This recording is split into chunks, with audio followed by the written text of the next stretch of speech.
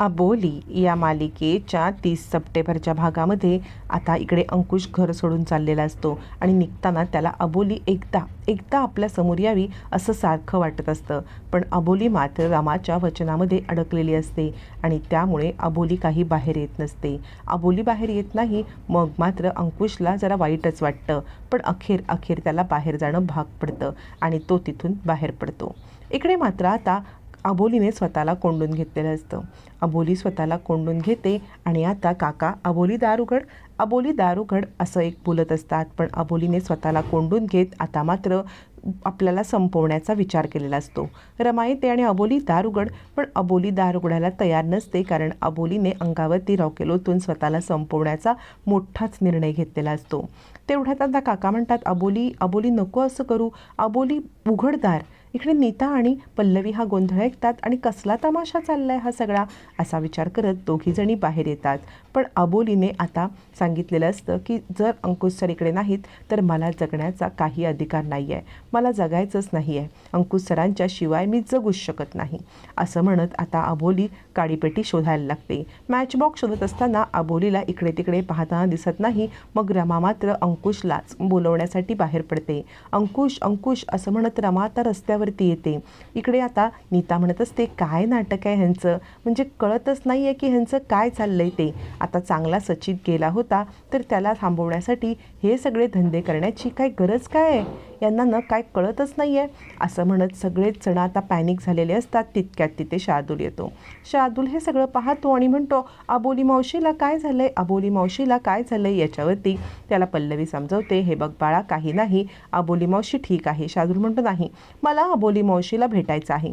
मग मात्र रमा इकडे अंकुशला शोधायला बाहेर पडते आणि अंकुशबद्दल सगळ्यांना विचारत असते. पण अंकुश तिला कुठेच दिसत नाही. एका ठिकाणी अंकुश उभा दिसतो, फोनवरती बोलत असतो. मग रमा धावत पळत अंकुशजवळ जाते आणि अबोलीने स्वतःला कोंडून घेऊन स्वतःला संपवण्याचा विचार केला हे सांगते.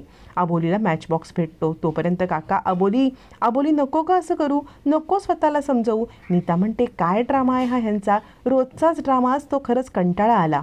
मग मात्र अबोली ते मॅचबॉक्स घेते आणि म्हणते, मला माफ करा पण माझ्या हातात काहीच नाही आहे, अंकुश सरांच्या शिवाय मी खरंच जगू शकत नाही असं म्हणत अबोली स्वतःला संपवण्याचा विचार करते. तितक्यात रमा अंकुशला घेऊन येते.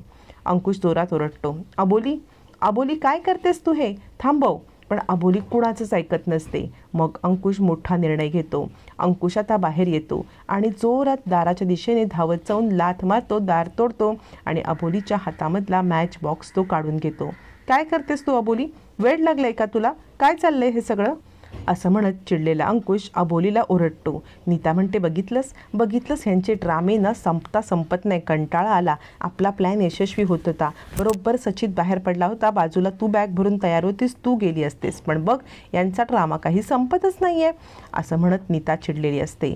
अंकुश म्हणतो, अबोली बास झालं हे स्वतःच्या जीवाशी खेळणं, आधी स्वतःचे पाय खराब करून घेतलेस, आता स्वतःला संपवण्याचा प्रयत्न करतेस.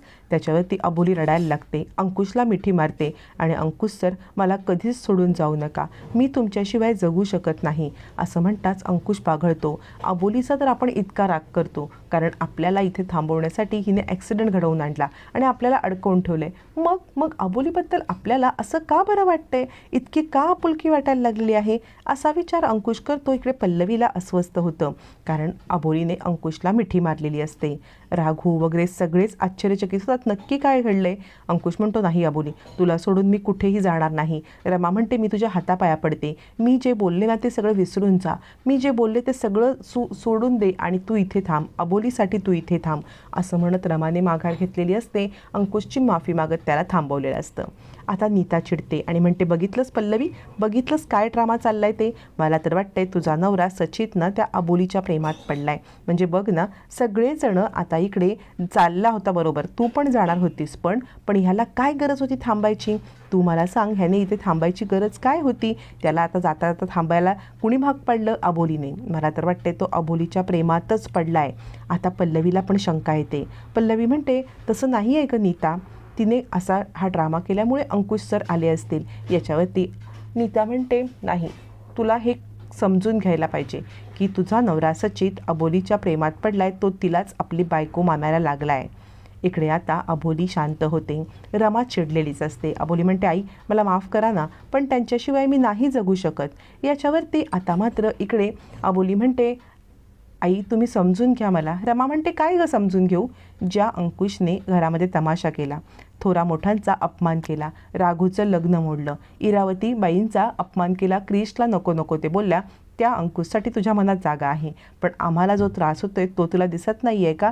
ठीक आहे अबोली, तुझ्या हट्टापुढे मी नमले, पण मला तुझ्याशी बोलायची इच्छा नाही. कधी काय तर गाडीसमोर जाऊन उभी राहतेस, कधी काय तर स्वतःला जाळून घेतेस, आणि मी असं काही केलं असतं तर ग, असं म्हणत रमा चिडते. अबोली म्हणते, आई तुमची बाजू बरोबर आहे, मला तुमचं म्हणणं कळतंय, पण आपण अंकुश सरांची बाजू पण समजून घ्यायला नको का? म्हणजे बघा ना, अंकुश सरांची बाजू जर तुम्हाला समजली नाही तर कसं चालेल? कारण त्यांना आपणच नाही समजून घेणार तर कोण घेणार?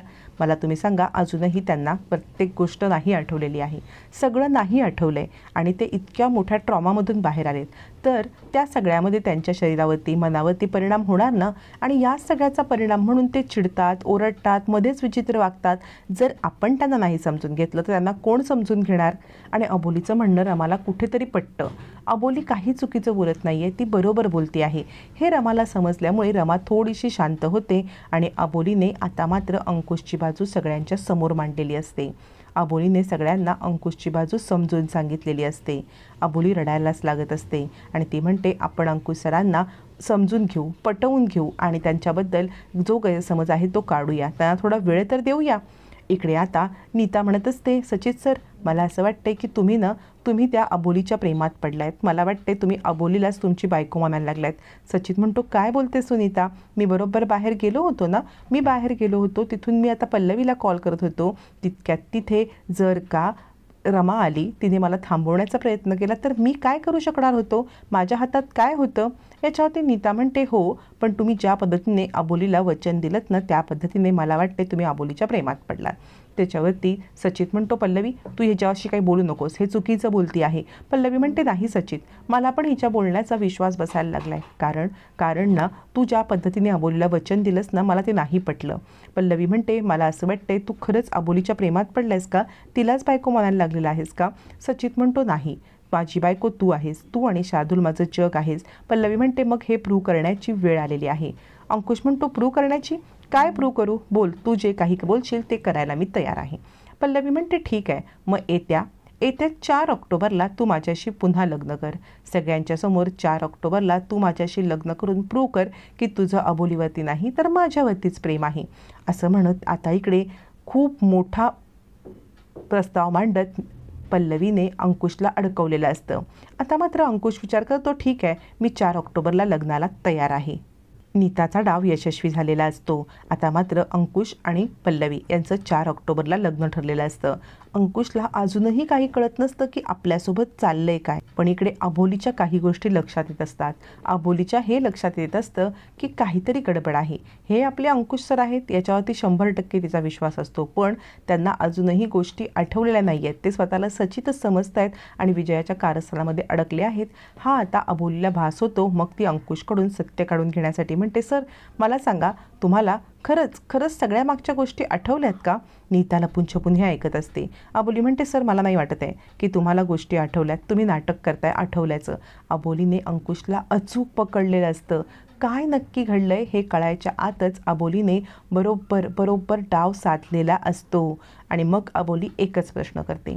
अबोली म्हणते, सर मी तुम्हाला एक प्रश्न विचारू का? म्हणजे तुमचा भूतकाळामध्ये एक अशी खूप महत्त्वाची व्यक्ती होती जिच्याशिवाय तुम्ही जगू शकत नव्हतात. काय नाव आहे त्या व्यक्तीचं? असं म्हणताच आता मात्र अंकुश अडकतो. सोनिया अचानकपणे अबोलीच्या मदतीला धावून आलेली आहे. आता अंकुश सोनियाचं नाव घेऊ शकेल का, की हुशार अबोली अंकुशला अचूक पकडेल? हे येणाऱ्या भागातच कळणार आहे.